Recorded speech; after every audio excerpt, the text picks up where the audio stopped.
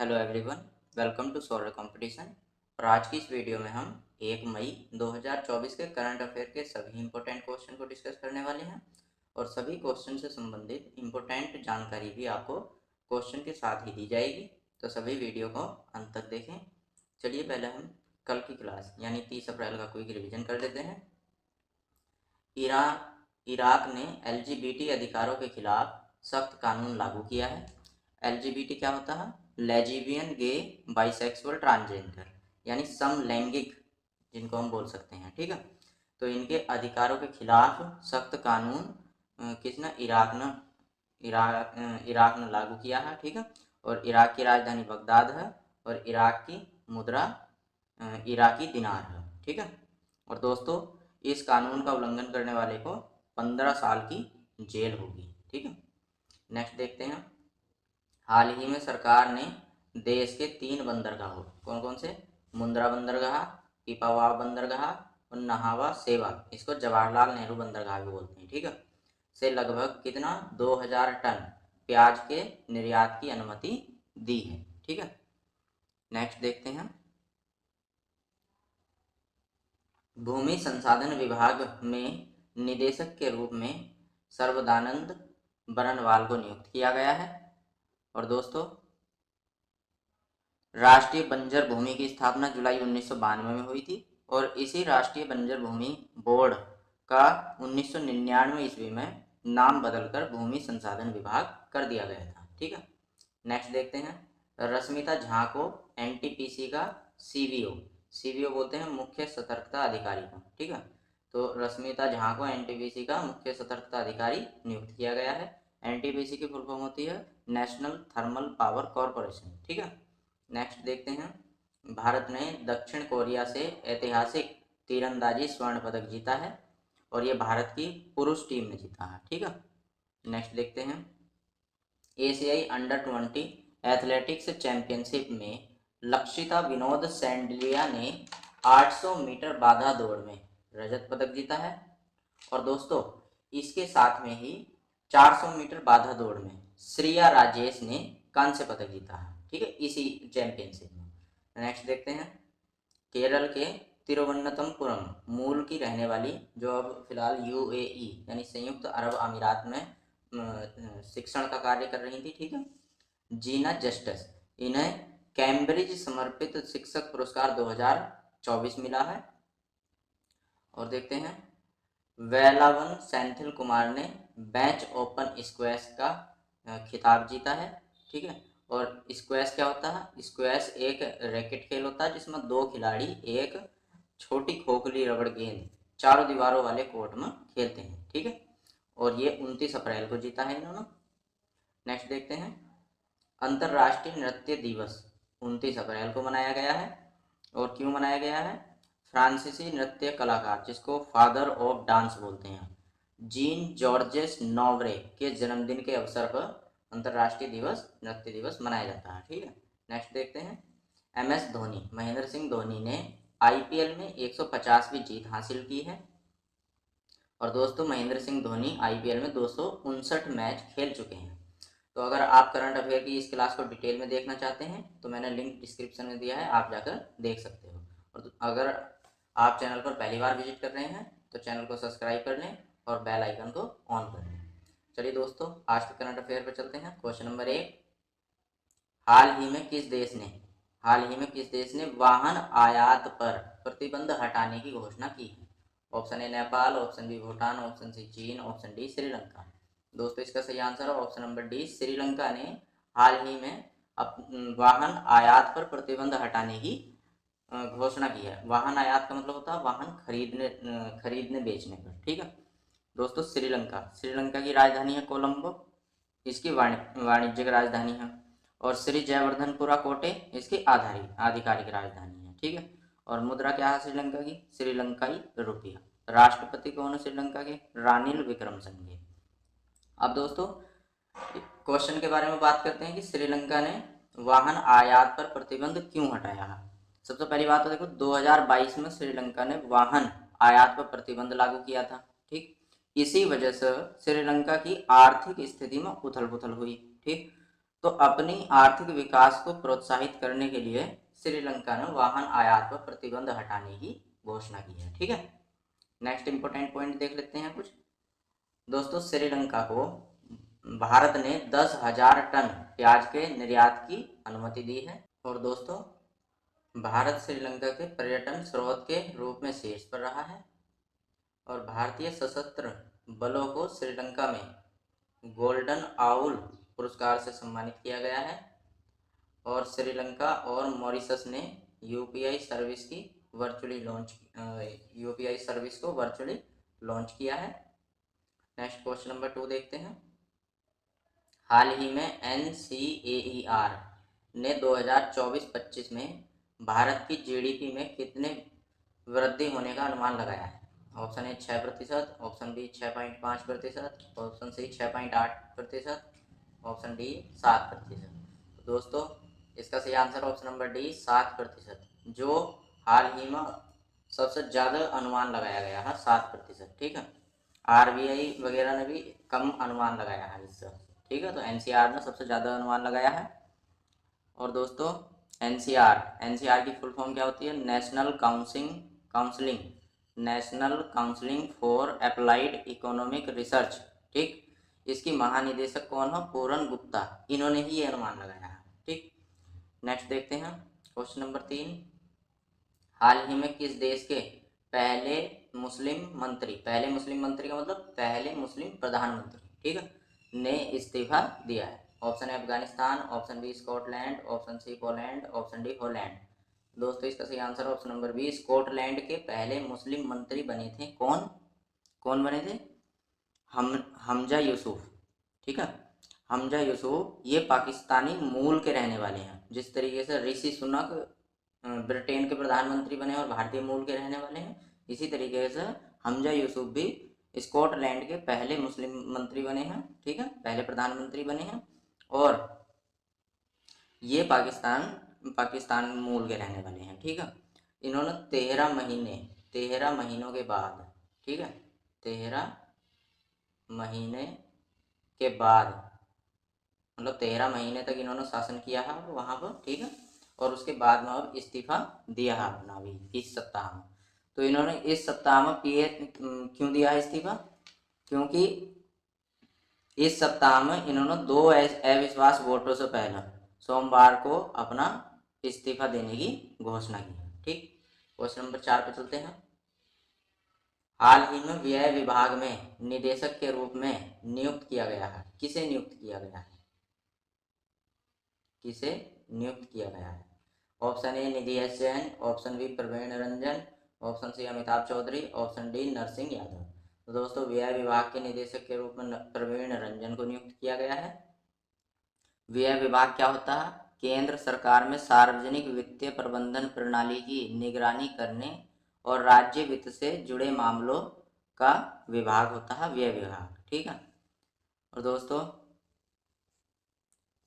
जो निधि एस जैन को महुआ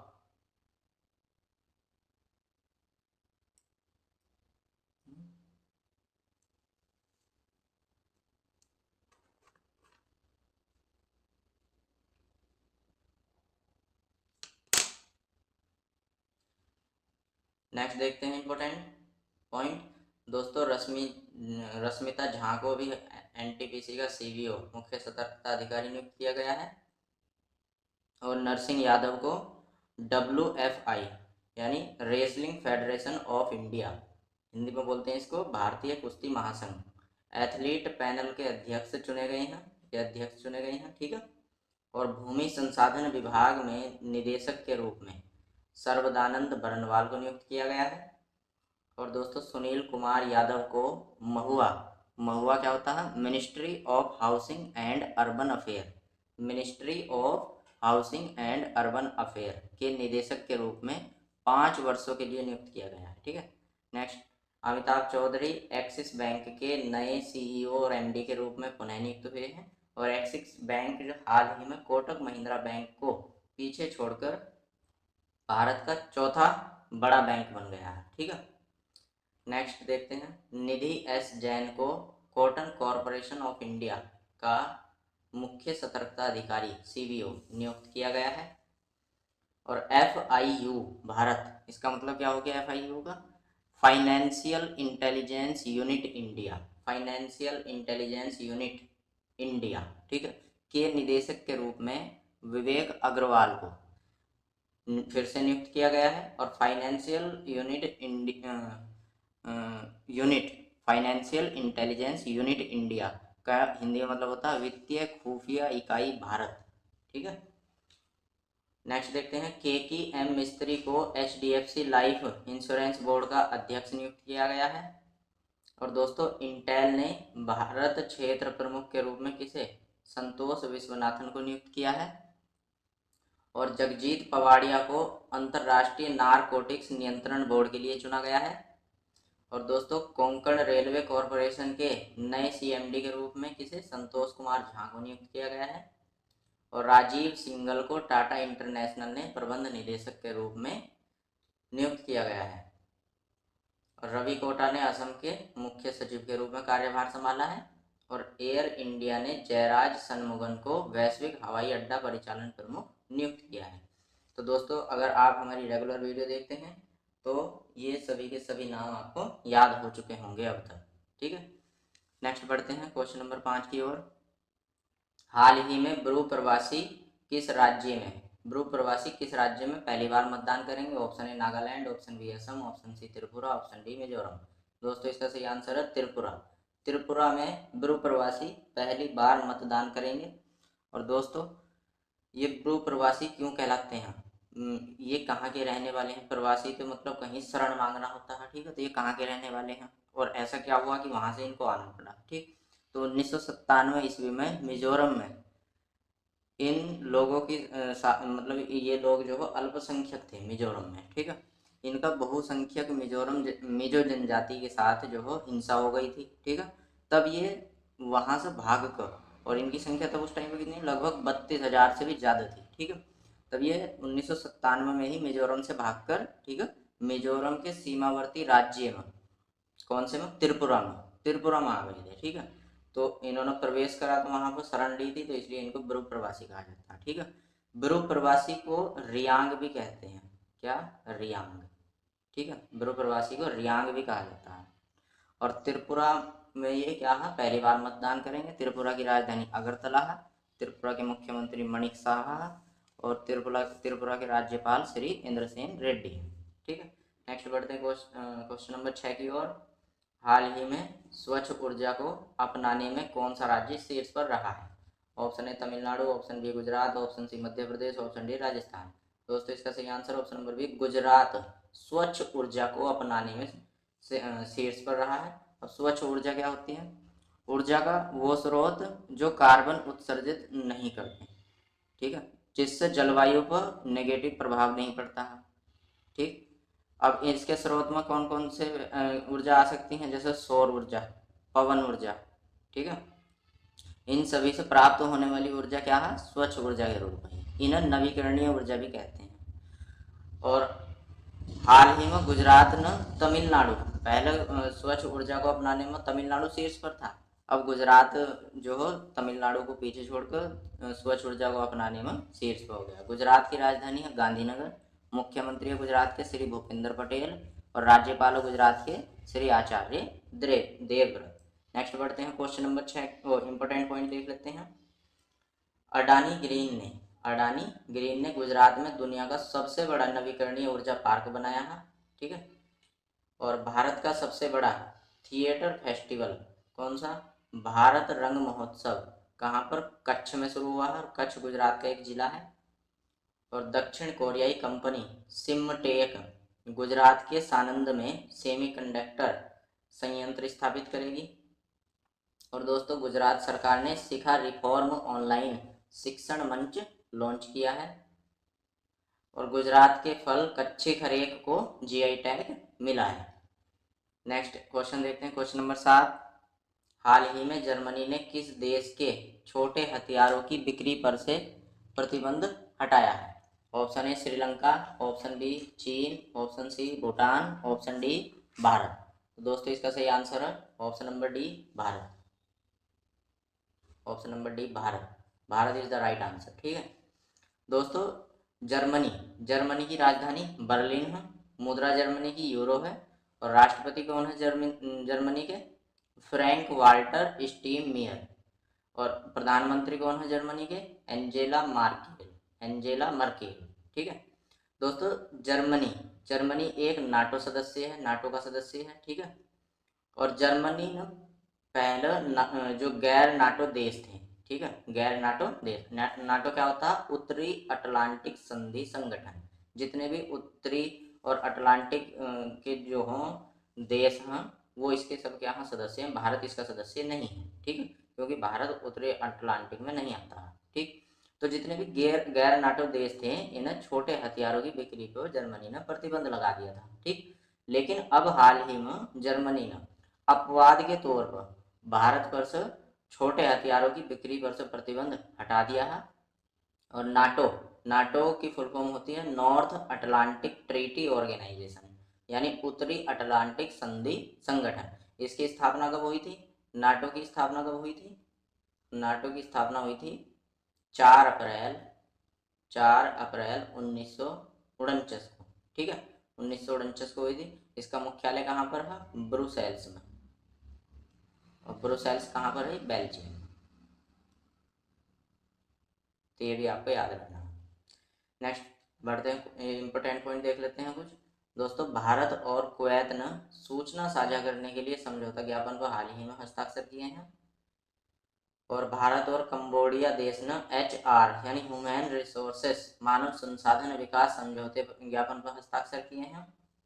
और भारत फिलीपींस देश को ब्रह्मोस मिसाइलों का निर्यात करेगा। ब्रह्मोस मिसाइल एक ऐसी मिसाइल है जो 10 मीटर मतलब कम ऊंचाई पर भी छोड़ी जा सकती है और ये रडार की पकड़ में भी नहीं आती। और भारत और फिलीपींस की ये डील $375 मिलियन में हुई थी, लगभग 3000 करोड़ रुपए बोल सकते हैं भारत रुपए के अकॉर्डिंग। ठीक है, नेक्स्ट देखते हैं दोस्तों, ब्रिटेन ने भारत में अपनी पहली महिला उच्चायुक्त किस लिंडी कैमरून को नियुक्त किया है। और विश्व का दूसरा सबसे बड़ा मोबाइल फोन उत्पादक देश कौन बना है? भारत बना है। और दोस्तों पहला कौन है? चीन है। और भारत ने डिजिटल सेवाओं के निर्यात में चीन को भी पीछे छोड़ दिया है। और हैनले पासपोर्ट इंडेक्स 2024 में भारतीय पासपोर्ट 85वें स्थान पर रहा है। और डेनमार्क ने भारत में हरित ईंधन गठबंधन की शुरुआत की है। नेक्स्ट क्वेश्चन देखते हैं, हाल ही में आयुष्मान भारत दिवस कब मनाया गया है? ऑप्शन 28 अप्रैल, ऑप्शन बी 29 अप्रैल, ऑप्शन सी 30 अप्रैल, ऑप्शन डी 1 मई। तो दोस्तों इसका सही आंसर है ऑप्शन नंबर सी 30 अप्रैल। 30 अप्रैल को आयुष्मान भारत दिवस मनाया गया है। क्यों मनाया गया है? देखो, इसका उद्देश्य है भारत सरकार की ने जो अपनी योजना चलाई थी आयुष्मान भारत योजना। ठीक है, आयुष्मान भारत प्रधानमंत्री जन आवास योजना, इसके लक्ष्यों के बारे में जागरूकता को बढ़ाना इसका उद्देश्य है। ठीक है, नेक्स्ट देखते हैं इंपॉर्टेंट पॉइंट। दोस्तों ये सभी के सभी दिवस हम आपको रोज क्लास में कराते हैं। ठीक है, और इनमें से जो रेड कलर से लिखे हुए हैं, ठीक है, जैसे 3 अप्रैल को हिंदी रंगमंच दिवस मनाया गया है। और दोस्तों 7 अप्रैल को विश्व स्वास्थ्य दिवस मनाया गया है, वर्ल्ड हेल्थ डे। और दोस्तों 10 अप्रैल को विश्व होम्योपैथी दिवस मनाया गया है। और 15 अप्रैल को विश्व कला दिवस मनाया गया है। और 18 अप्रैल को विश्व विरासत दिवस मनाया गया है। और दोस्तों 21 अप्रैल को सिविल सेवा दिवस मनाया गया है। और 22 अप्रैल को पृथ्वी दिवस। तो ये जितने भी मैंने रेड कलर से लिखे हुए हैं, ये रेड कलर वाले दिवस सभी के सभी इम्पोर्टेंट दिवस हैं। बाकी ये पूरे के पूरे अप्रैल के क्या लिखे हुए हैं? दिवस लिखे हुए हैं। ठीक है, तो इनको सभी को पढ़ लेना है और अच्छे तरीके से जो रेड कलर में लिखे हुए हैं इनको याद कर लेना है। ठीक है, नेक्स्ट बढ़ते हैं क्वेश्चन नंबर 9 की ओर। हाल ही में इंडिया टुडे की किस एंकर AI एंकर ने विश्व मीडिया पुरस्कार जीता है? Option A Sana, option B Maya, option C Lisa, option D Aira. दोस्तों इसका सही answer option number A Sana. AI क्या होता है? Artificial intelligence. दोस्तों INMA इसकी फुल फॉर्म है international news media association. International news media association. तो INMA से इंडिया टुडे की AI का मतलब आर्टिफिशियल इंटेलिजेंस एंकर सना ने ग्लोबल मीडिया पुरस्कार 2024, जिसको वैश्विक मीडिया पुरस्कार भी बोलते हैं, ठीक है, ये जीता है। और इंडिया टुडे ग्रुप ने एआई एंकर सना को कब, 2023 में भारत की पहली एआई एंकर के रूप में पेश किया था, ठीक है। नेक्स्ट बढ़ते हैं क्वेश्चन नंबर 10 पर। दोस्तों, हाल ही में आईपीएल के एक सीजन में सबसे ज्यादा छक्के लगाने का रिकॉर्ड किस टीम ने बनाया है? ऑप्शन ए सीएसके यानी कि Chennai Super King, option B SRH Sunrisers Hyderabad, option C DC Delhi Capital, option D Mumbai Indian, है ना, ठीक है। दोस्तों, इसका सही answer option number B Sunrisers Hyderabad team ने इस आईपीएल के सीजन में सबसे ज़्यादा छक्के लगाने का रिकॉर्ड बनाया है।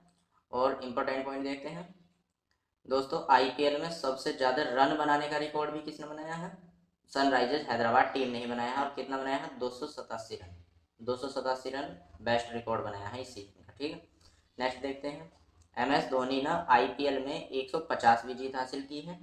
और दोस्तों, आईपीएल में 200 विकेट लेने वाले पहले गेंदबाज युजवेंद्र चहल बने हैं। और आईपीएल में शीर्ष विकेट लेने वाले छठे गेंदबाज सुनील नारायण बन गए हैं। और भारतीय खिलाड़ी रोहित शर्मा आईपीएल में 250वां मैच खेलने वाले दूसरे खिलाड़ी बने हैं। पहले कौन है? तो महेंद्र सिंह धोनी है। उन्होंने कितने मैच खेले हैं? 259 मैच खेल चुके हैं। नेक्स्ट, आईपीएल में सबसे ज़्यादा शतक लगाने वाले खिलाड़ी कौन बने हैं? विराट कोहली बने हैं। और आईपीएल में सबसे ज़्यादा विकेट लेने वाले खिलाड़ी युजवेंद्र चहल बने हैं। दोस्तों, थैंक्स फॉर वॉचिंग। आपको हमारी वीडियो कैसी लगी हमें कमेंट बॉक्स में ज़रूर बताएं। और ऐसे ही डेली करंट अफेयर की क्लास देखने के लिए वीडियो को लाइक और चैनल को सब्सक्राइब कर लें। धन्यवाद।